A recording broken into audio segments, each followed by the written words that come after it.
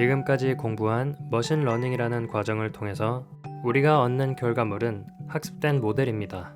이번 시간에는 이러한 모델이 만들어지는 과정과 머신러닝의 성능 평가 및 개선 방법 등에 대해 알아보겠습니다.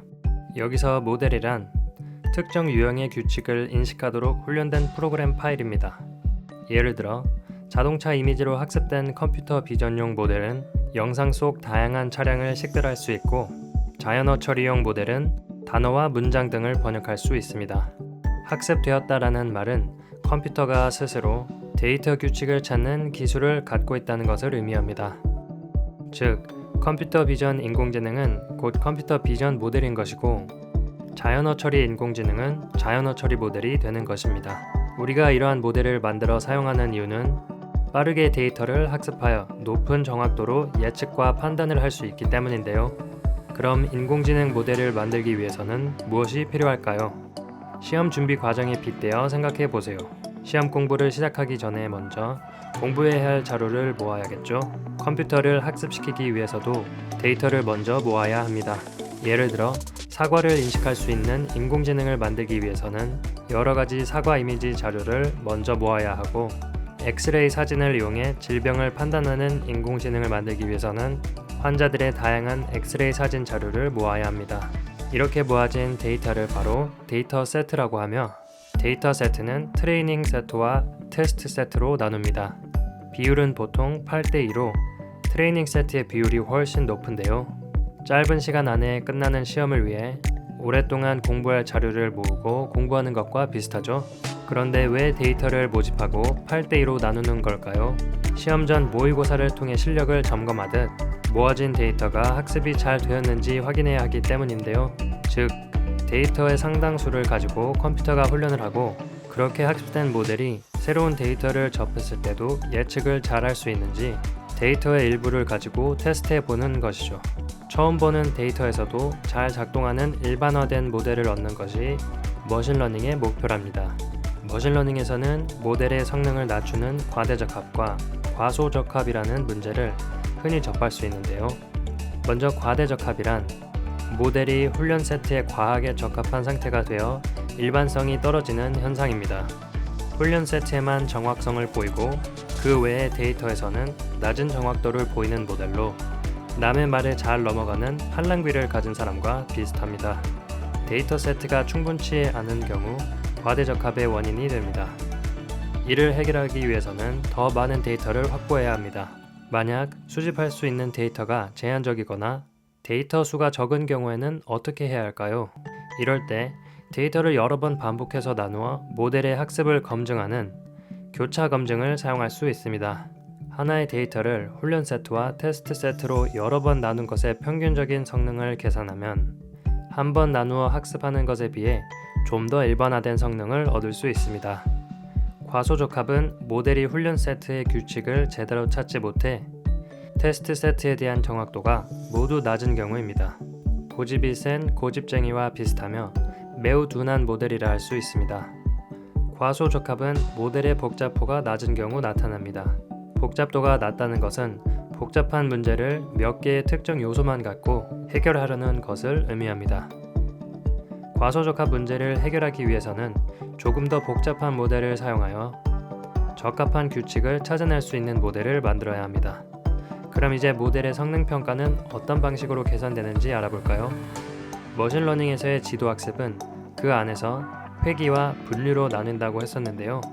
회귀는 변수 관계를 파악하여 추론 또는 예측하고, 분류는 데이터가 어떤 종류에 속하는지 판단한다는 점에서 그 목적이 다르기 때문에 각 모델을 평가하는 지표가 다를 수밖에 없습니다. 회귀 모델은 연속성 있는 데이터의 예측값을 얻는 것에 목표를 두고 있기 때문에 예측값의 정확도는 회귀 모델의 중요한 성능 평가 지표가 됩니다. 실제 값과 모델에 의해 예측된 값의 차이를 오차 또는 손실이라고 합니다. 오차가 0에 가까울수록 정확한 예측을 한 것으로 모델의 성능이 좋다고 할 수 있습니다. 회귀 모델의 오차를 계산하는 함수를 손실함수라고 하는데, 대표적인 손실함수로는 평균 절대 오차와 평균 제곱 오차가 있습니다. 먼저 평균 절대 오차는 실제값과 예측값 차이의 절대값을 평균한 것입니다. 비교적 간단한 방법으로 많이 사용되고 있으며 0에 가까울수록 좋은 모델입니다. 절대값만을 적용하기 때문에 오차 정도를 가장 직관적으로 알 수 있는 지표이지만 오차의 방향성을 알 수 없다는 단점도 있습니다.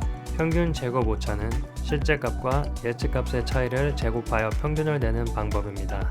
제곱을 하는 이유는 음수를 없애기 위해서인데요. 예를 들어 오차가 마이너스 5와 플러스 5가 있을 경우 이의 합이 0이 되는 것을 방지하기 위함입니다. 오차 값들이 제곱되기 때문에 희귀값 또는 아웃라이어들을 상대적으로 더 크게 확대시킨다는 특징이 있습니다. 평균 제곱 오차 또한 값이 0에 가까울수록 좋은 모델입니다. 다음으로 분류 모델의 성능을 평가하는 지표에 대해 알아보겠습니다. 분류 모델이 예측을 수행하면서 긍정으로 했는지 부정으로 했는지 사실인지 거짓인지에 따라 4개의 경우의 수로 구분하여 표로 나타낼 수 있는데요. 이것을 오차 행렬이라고 합니다. 모델이 예측을 수행한 분류 결과를 실제 값과 비교하여 정리해주는 표입니다.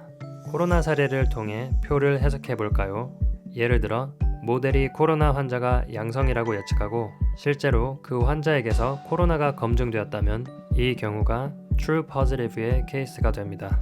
만약 코로나 음성임을 예측하고 실제로 코로나 음성임을 확인받았다면 true negative가 되겠죠. 두 경우 모두 분류를 잘 했기 때문에 앞에 true가 붙습니다. 반대의 경우 분류를 잘못했기 때문에 오류가 있으므로 앞에 false가 붙습니다. 모델이 코로나 음성을 예측했는데 실제로 양성이라면 잘못된 예측으로 false negative에 해당됩니다. 이처럼 모델의 예측값과 실제값과의 관계를 표로 정리한다면 정확도, 정밀도, 재현율이라는 수치를 통해 결과에 대한 추가적인 분석이 가능하며 이 수치들을 인공지능 성능 평가를 위한 지표로서 구체적인 의미를 갖고 있습니다. 먼저 정확도란 전체 데이터 중에서 모델이 정확하게 예측한 것의 비율을 말합니다. 정확도를 분류 모델의 평가 지표로 사용할 때는 주의해야 되는데요. 예를 들어 코로나 환자 10명 중 9명이 코로나 음성, 1명이 양성이라고 한다면 모델이 아무것도 하지 않고 무조건 음성이라고 예측하기만 해도 10명 중 다수인 9명이 음성이기 때문에 정확도 90%라는 수치가 나오게 됩니다. 수치로만 본다면 굉장히 정확한 예측을 하는 모델로 착각할 수 있는데요. 위 경우처럼 불균형한 데이터의 경우 정확도는 적합한 평가 지표가 될 수 없습니다. 다음으로 정밀도는 모델이 positive라고 예측한 것 중에서 정답의 비율, 즉 실제로도 positive인 비율을 말합니다. 예를 들어 스팸 메일 여부를 판단해야 하는 경우엔 정밀도가 중요한데요. 스팸 메일을 일반 메일로 잘못 분류하게 되면 사용자가 조금 귀찮은 정도로 끝나지만 일반 메일을 스팸 메일로 잘못 분류하게 된다면 업무상 큰 차질이 생길 수도 있기 때문입니다. 마지막으로 재현율이란 통계학에서는 민감도라는 용어로도 사용하는데요. 실제 true인 것 중에서 모델이 true라고 예측한 것의 비율을 말합니다. 예를 들어 암 판단 모델이 음성 환자를 양성 환자로 잘못 판단할 경우 환자를 재검사해야 하는 불편함이 있겠지만 양성인 환자를 음성으로 잘못 판단할 경우 치료 시기를 놓쳐 생명까지 위험해질 수도 있겠죠.